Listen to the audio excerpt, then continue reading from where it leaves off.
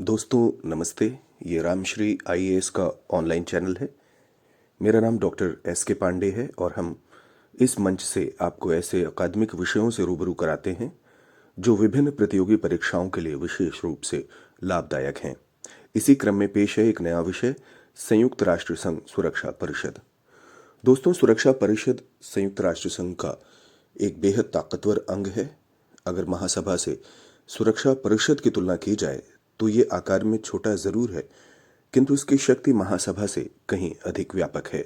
इसी कारण प्रसिद्ध विद्वान पामर और पाकिंस इसे यूएनओ की कुंजी तो एएच डॉक्टर इसे संघ की एनफोर्समेंट आर्म कहते हैं, अर्थात वो एजेंसी जिसे संघ के निर्णयों का क्रियान्वयन करना होता है। एक तरह से यह सर्वाधिक सक्रिय अंग है जिसकी जिम्मेदारी है कि वैश्विक शांति और व्यवस्था बनी रहे। अगर महासभा में दुनिया की संसद की झलक मिलती है तो सुरक्षा परिषद की स्थिति वैश्विक कार्यपालिका सरीख ही है, पर यह सैद्धांतिक रूप से सही नहीं कहा जा सकता क्योंकि विश्व संप्रभुता संपन्न राज्यों की व्यवस्था है। तब हम इसे शांति सहायक अभिकरण के तौर पर समझ सकते हैं। आइए जानने की कोशिश करते हैं कि सुरक्षा परिषद है क्या। मित्रों, सुरक्षा परिषद के गठन से संबंधित प्रावधान संयुक्त राष्ट्र संघ के चार्टर के अध्याय 5 में दिए गए हैं। इसकी मूल व्यवस्था यह थी कि इसमें कुल मिलाकर 11 सदस्य होंगे, अर्थात 5 स्थायी और 6 अस्थायी। लेकिन साल 1965 में चार्टर में संशोधन किया गया और इसमें स्थायी सदस्यों की संख्या तो 5 ही बरकरार रही, किंतु अस्थायी सदस्यों की संख्या 6 से बढ़कर 10 हो गई। संयुक्त राज्य अमेरिका, फ्रांस, ब्रिटेन, रूस और चीन इसके स्थायी सदस्य हैं। दोस्तों, एक सवाल उठता होगा कि जब सोवियत संघ ही अस्तित्व में नहीं है तो उसके पास स्थायी सदस्यता कैसे? दरअसल जब सोवियत गणराज्य का विघटन हुआ था तो उसके स्थान पर रूस को यह जिम्मेदारी मिल गई। अस्थायी सदस्यों की सदस्यता महासभा के द्वारा प्रदान की जाती है।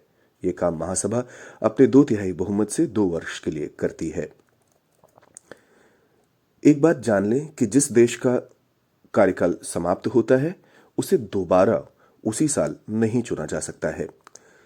जहां तक सुरक्षा परिषद की कार्यप्रणाली का संबंध है तो आप जान लीजिए कि संघ का यह ऐसा अंग है जो लगातार सक्रिय रहता है।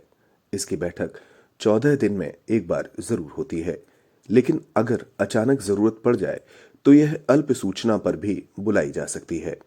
जहां महासभा में प्रत्येक देश को अधिकतम 5 प्रतिनिधि भेजने का अधिकार है, तो वहीं सुरक्षा परिषद में प्रत्येक सदस्य का सिर्फ एक प्रतिनिधि होता है। दोस्तों, एक बात जान लें कि प्रक्रिया संबंधी निर्णयों में 9 सदस्यों के समर्थन की आवश्यकता होती है, किंतु बाकी सारे जरूरी मसलों में भी 9 सदस्यों का बहुमत चाहिए होता है। लेकिन दोनों में फर्क है। जैसे जरूरी मसलों पर जो 9 सदस्य चाहिए उसमें 5 स्थायी सदस्य अवश्य शामिल हों। आपके जहन में एक सवाल होगा कि इन दोनों मसलों में फर्क क्या है। मेरा कहने का मतलब है कि प्रक्रिया संबंधी कार्य और इंपॉर्टेंट मैटर्स में फर्क क्या है।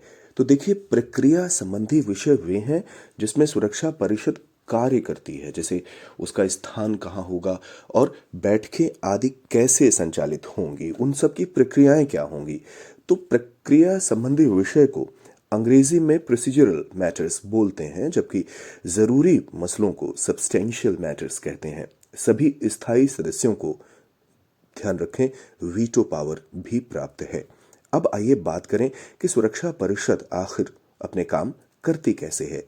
क्या यह सीधे सैन्य कार्यवाही के लिए आगे बढ़ जाती है अगर कोई मसला उठा है जिससे अंतर्राष्ट्रीय शांति और सुरक्षा को गंभीर खतरा उत्पन्न हो गया है, या इसके पास और भी विकल्प मौजूद हैं?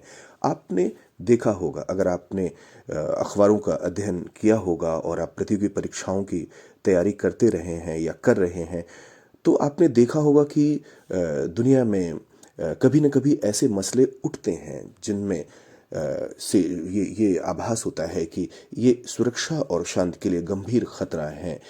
लेकिन ऐसा नहीं होता है कि संबंधित पक्षों के खिलाफ सुरक्षा परिषद तत्काल और प्रथम विकल्प के तौर पर सैन्य कार्रवाई कर देती है। देखिए, सैन्य कार्यवाही तो आखिरी विकल्प होता है। सबसे पहले इसकी कोशिश होती है कि बातचीत के जरिए संबंधित पक्षों को इस बात की ओर मोड़ा जाए कि वे समाधान की ओर तैयार हो जाएं।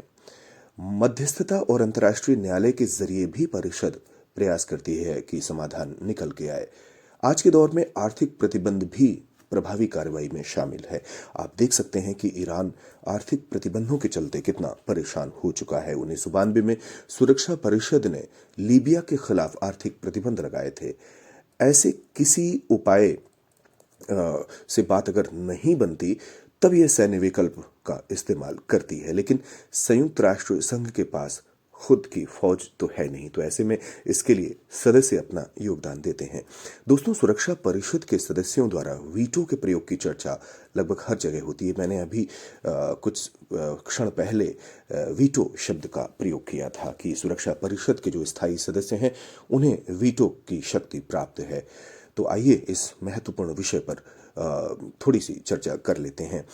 तो एक तरह से देखा जाए तो वीटो पावर के इस्तेमाल ने संयुक्त राष्ट्र संघ के उद्देश्यों की प्राप्ति में व्यवधान उत्पन्न किया है। महाशक्तियां इसका इस्तेमाल अपने व्यक्तिगत हितों के लिए अधिक करती नजर आईं, जबकि वैश्विक शांति के लिए इसके प्रयोग की जरूरत अधिक थी। देखिए, वीटो पावर का इस्तेमाल इस सिद्धांत पर आधारित है कि अगर सुरक्षा परिषद को शांति स्थापना की जिम्मेदारी दी गई है तो उसे इस बात का अधिकार भी मिलना चाहिए। बिल्कुल सही बात है कि बिना अधिकार के आप कार्य कैसे कर सकते हैं। दोस्तों, मैंने श्रृंखला के पहले खंड में अमेरिकी राष्ट्रपति रूजवेल्ट का उल्लेख किया था। दरअसल उन्होंने ही वीटो की व्यवस्था रखे जाने का प्रस्ताव रखा था। यह ऐतिहासिक काम याल्टा सम्मेलन में हुआ था, जहां चर्चिल और स्टालिन ने भी इसका समर्थन किया। कहते हैं कि जमीन पर इसके इस्तेमाल के लिए सबसे पहले सोवियत संघ ने कदम उठाया, यानी कि सोवियत संघ पहला ऐसा देश था जिसने वीटो का प्रयोग किया था। मसला यह था कि लेबनान तथा सीरिया ने अपने यहां से ब्रिटिश और फ्रेंच सेनाएं हटाने का आग्रह किया था। अमेरिका चाहता था कि ये फौजें ना हटें, जबकि सोवियत संघ इनके हटाए जाने का समर्थन करता था। सोवियत संघ ने वीटो किया तो यह प्रस्ताव खत्म हो गया। पूरे शीत युद्ध के दौर में वीटो का इस्तेमाल इसी तर्ज पर हुआ है। यह अभी भी जारी है। इंटरेस्टिंग बात यह है कि संयुक्त राष्ट्र संघ के पूरे चार्टर में वीटो शब्द का इस्तेमाल कहीं पर भी नहीं हुआ है। जब से संयुक्त राष्ट्र संघ बना, तब से लेकर नई सदी की शुरुआत तक इसका 250 से अधिक बार इस्तेमाल हो चुका है। संयुक्त राष्ट्र संघ की स्थापना शांति के लिए हुई थी कि वो शांति के लिए कोशिशें करे, लेकिन वीटो ने अशांति की दिशा में अभूतपूर्व योगदान दिया है। इसके चलते संघ अनेक खास मौकों पर कमजोर नजर आया। कहा जाता है कि 1956 में मध्य पूर्व में अशांति का सूत्रपात वीटो की वजह से ही हुआ। वीटो की वजह से ही महासभा को शांति के लिए एकता प्रस्ताव पारित करना पड़ा। पामर और पाकिंस कहते हैं कि वीटो ने जितना संयुक्त राष्ट्र संघ का नुकसान किया है, उतना किसी और ने नहीं किया। संयुक्त राष्ट्र संघ के सबसे पहले महासचिव ट्रिग्वे ली थे। उन्होंने कहा था कि वीटो ने संघ को बीमार कर दिया है। लेकिन एक बात तो स्पष्ट है कि दुनिया के 5 ताकतवर देश किसी विषय को लेकर एकजुट हों, यह स्थायी शांति के लिए बेहद जरूरी है। इनकी आपसी भिड़ंत बेहद खतरनाक हो सकती है, इसलिए वीटो जरूरी भी है। शुक्रिया। अपनी प्रतिक्रियाओं से जरूर अवगत कराएं।